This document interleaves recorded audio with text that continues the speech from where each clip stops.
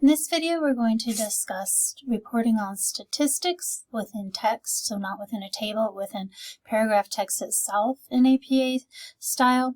You want to be aware of, first off, that you do not want to re-say all the same things within a paragraph that is already in a table. So if there's a table there, you just want to refer briefly to what was found that was interesting there, but you do not want to just restate everything that's in the table, okay? So let's talk about some basic guidelines. One thing is that you always want to be careful of when you're discussing something is spacing. So let's say that you are saying that I'm going to make sure this is in Times New Roman 12 because it'll look more like what's going to look like in most cases. The t-test was statistically significant, and now I'm going to give some of the information about it. I'm going to say that I'm just going to throw up a specific example here. T with 32 degrees of freedom equals, I'm just making up the numbers right here so that these aren't going to correspond to real p-values that would go to that t-test statistic, but I'm just going to throw it out here. Okay, so let's talk about a couple of things here that are really important. Okay, the first thing is we're going to italicize statistical symbols and abbreviations for like tests, but not if they're already Greek letters. Okay, so if they're not Greek letters, we're going to italicize them. That's something that's really important. The other thing that I want to point out right off here is that I always want to have like an equal sign, need a space before and after that equal sign. The same thing would be true if I had a less than sign, okay? So as an example, one of the things that we do is if a p-value is less than 0.001, we just write this less than 0.001 like that. Okay, I don't put equals 0.000 to 3 digits, which is what software sometimes will give you. I'm going to say less than 0.001 in any case. And I have a space before and after that inequality, just like I do for the equal sign here. So that's another thing that I want to point out here is really important, is the spacing before and after equals or inequality sign. Just as a brief note here, t-test does not have a dash in it when used as a noun. It does have a dash in it when used as an adjective. So if I were to say the t-test results and something about that, in that case, then I do have a dash here. Okay, and you note I didn't italicize these in these cases either. Okay, I only do it when I'm like giving a statistic, but when I'm just referring to it either as an adjective or a noun, I don't need to italicize the T there, right? But I do in this particular case when I'm saying a t-test statistic value that was found was equal to something, then in that particular case I do italicize. So that's a couple of things there. The other thing is we do put the degrees of freedom for a t-test in parentheses. I'll go through examples of a variety of other kinds of tests. And we always round to 2 digits to the right of the decimal point unless there's some reason to have more. We wouldn't do that like with a whole number. So if I was giving the sample size equals 153, I wouldn't put 0.00. So I don't do it with a whole number. But otherwise, I round to 2 digits to the right of the decimal point and 3 for a p-value. So that's one point. Another point I want to bring out here, and another point finally, is that with p-values we round to 3 digits, and we also don't put a leading zero. We don't put a leading zero anytime the value could not be greater than 1. So the places where you'll find that most often is with p-values, with correlations, maybe with like factor loadings and things. if you do that kind of a thing. Anytime when the value could be greater than 1, then we will need to put the leading 0 in, but you'll typically not see them there with p-values. So that's a whole bunch of different things we learned from this one little example of how we would report. Okay. Now, what else do I need to worry about here if I was reporting on a t-test? Well, one thing to be aware of when reporting on a t-test is you don't cite a t-test. It's commonly used. Everybody who's had any experience or any coursework in statistics know what a t-test is. So I don't need to put any kind of a citation regarding what a t-test is. I also do not need to put in any formula. You do not use a citation or formula for commonly used statistics or statistical procedures. We assume people know them. If you're using something unusual, as in it wouldn't be taught in your typical statistics curriculum, then you will go ahead and put it in there. Something you found in an article is an unusual statistical test for an unusual situation you're doing that someone who takes, the basic regular statistics course or isn't going to typically use, then you will need to put in a citation and a formula for your statistics. But for the most part, that's not something that you're going to need to worry about. Okay.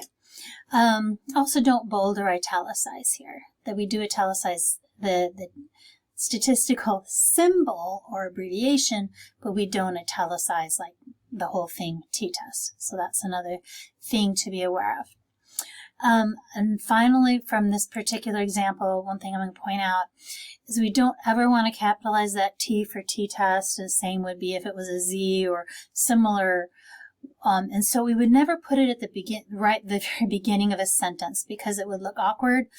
It looks wrong, not capitalized, but I can't capitalize it. So I wouldn't just say t-test result, blah, blah, blah, because then I would have to capitalize it for it to look right. So I put the t-test results. So that's something to be aware of, okay? So you couldn't start a sentence talking about p-values being your first thing. Okay, you would have to say, introduce it with something else. Put another word or phrase or something like that in front of the word p-value, so that you wouldn't have that problem there. Okay. So some other statistical symbols that you may come across that you want to make sure to italicize. DF for degrees of freedom. I don't want that to be capitalized. DF, okay, stands for degrees of freedom. P for p-value. I'm going to come back and italicize all these because I should. N for sample size. Now, you may have been taught in a stats class that you use uppercase N for population size, lowercase n for sample size. A little different when writing up in APA format. Capital N means your whole sample. Lowercase n means like a subsample. So if you were talking about my whole sample that I collected all data from had 250, then I would use capital N. If I'm talking about a subsample of them, like just the females, maybe there were 72 females, then I'd use the lowercase n in that particular case, okay? We use it, of course, T, I just showed you that. Z, when we use that. F, we use SD as a standard deviation, so you're not going to use that, like in statistics courses, you may have used a lowercase s. We're going to use SD for standard deviation and SE for standard error, and we are going to italicize all of those. We are going to use M, capital M, for mean rather than an X bar, and so forth. CI for confidence interval would be another one that we would do that way. All of these, when we talk about them within their text, or if they're column headings in a table, those are all going to be capitalized. Italicized.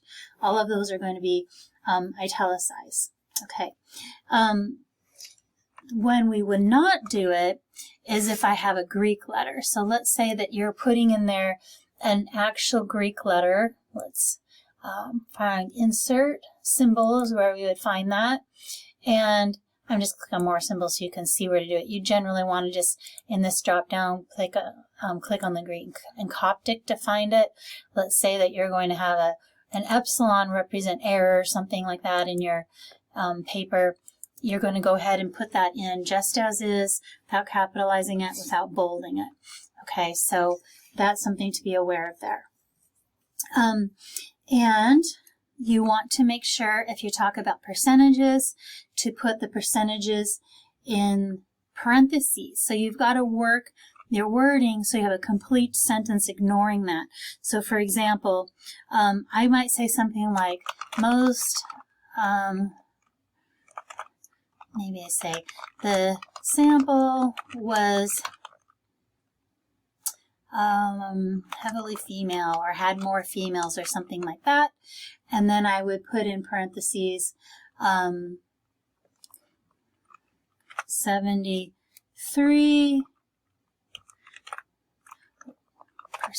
something like that.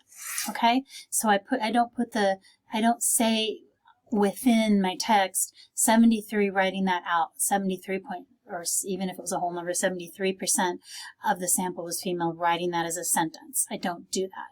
And I also don't make this into an incomplete sentence the way I do it. So I want to word it in such a way that the sentence is complete, and then just in parentheses I followed that there, and so forth. Okay, so that's something to be aware of and be really careful of.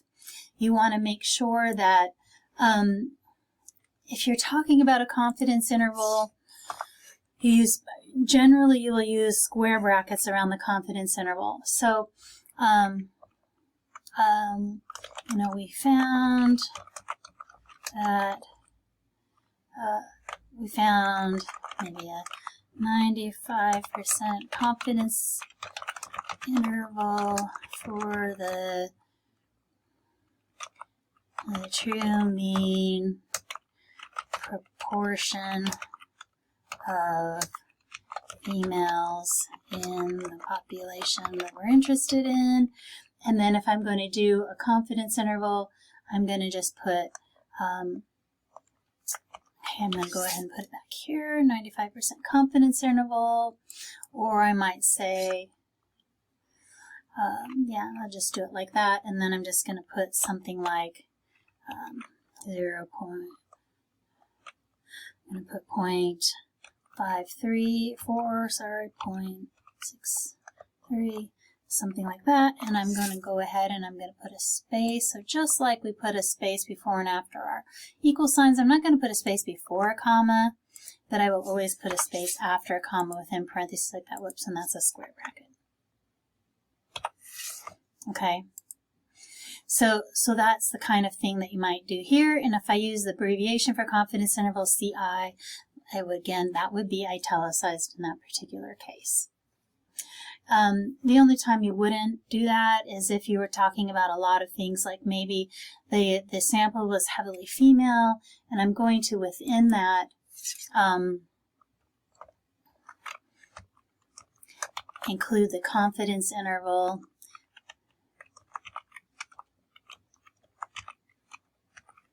in that way. And so if I have it included and that's going to be italicized. So if I have it included within a list of other things in parentheses, I won't have also the square brackets. So I'm not going to layer square brackets inside round brackets or anything like that. Similarly, I'm not going to layer something like this with a parentheses in it within another set of parentheses. So I'm not going to so I leave it that way. Let me just write it now the wrong way. What you wouldn't do is you wouldn't write, instead of this putting it with a comma, you wouldn't put it something like that. Okay, that wouldn't make sense. That wouldn't be good form to have parentheses within parentheses like that. Okay, if you wanted to just report on the p-value, you could do that.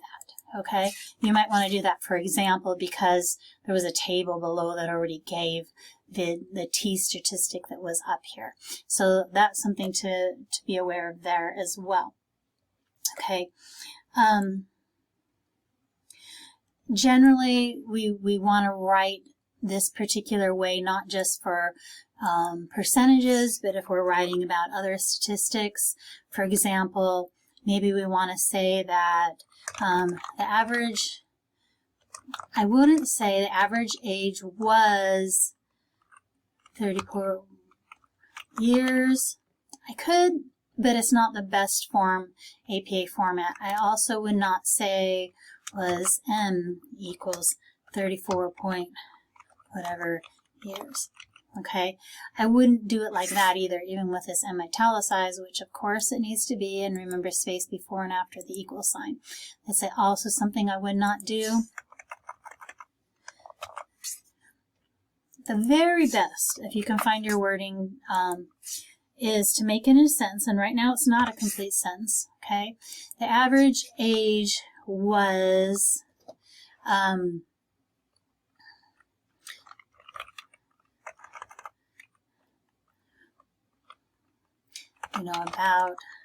you could say about 35, so you could do something like that with, if that made sense. Lower than expected, if that's something like that, that kind of a conclusion that's useful. Something to make a complete sentence out of it and put it in parentheses is the best format if you can do it. Okay, when again I've got M italicized here and I've got a space before and after the equals. This is rounded to 2 digits in this particular case. And you noticed down here I didn't have leading zeros, and that was because I was talking about values that could not be greater than 1. Okay, so that's something to really watch for. Now let's talk about some other examples besides p-values. Let's say that we were talking about correlations. Again, I want to try when possible to make a complete sentence instead of just saying the correlation was and then putting a value here. Okay, I don't want necessarily to do that. And I don't want to do R equals 0.89. And again, you'll notice though that I will italicize my R, space before and after the equals, and no leading zero. I want to, if possible, if I can, to put that in parentheses with making it a complete sentence, like that, something like that, or whatever you want to say about it. So again, when possible, put the statistics like those in parentheses. And the exception is often dealing with these statistical tests, because you would have to have layered parentheses within parentheses to do it with those. Let's say that I want to talk about a ANOVA, something that has an F statistic. Okay, then again I'm going to write something in a complete sentence. The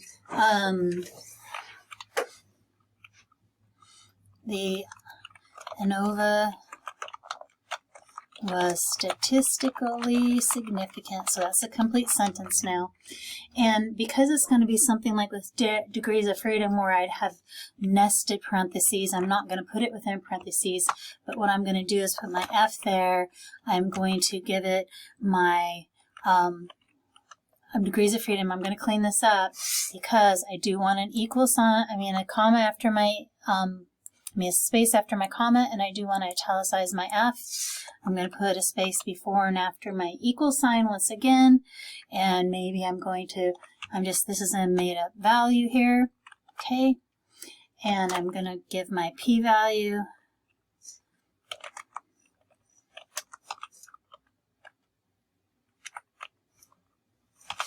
And again, the P needs to be italicized. So that's what it will look like again for a statistical test, very similar to what I did for my T, okay? And anything like that will be of similar nature. If I wanted to do, if I did a chi-square, which is a test for independence of two categorical type variables, I might say something like,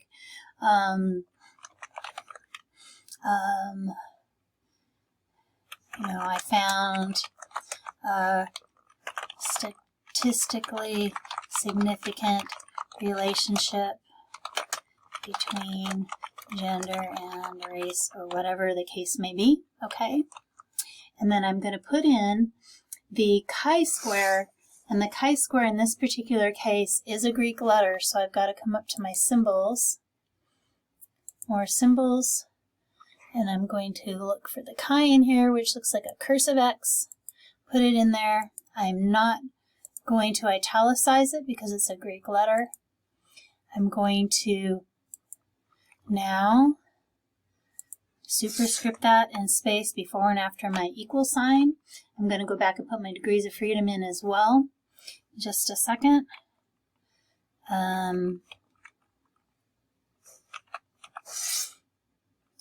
Put in my degrees of freedom. Okay, so maybe it's 3 degrees of freedom, whatever the case may be. And I shouldn't have the space there. But I do want to have the degrees of freedom parentheses, and again a space before and after that.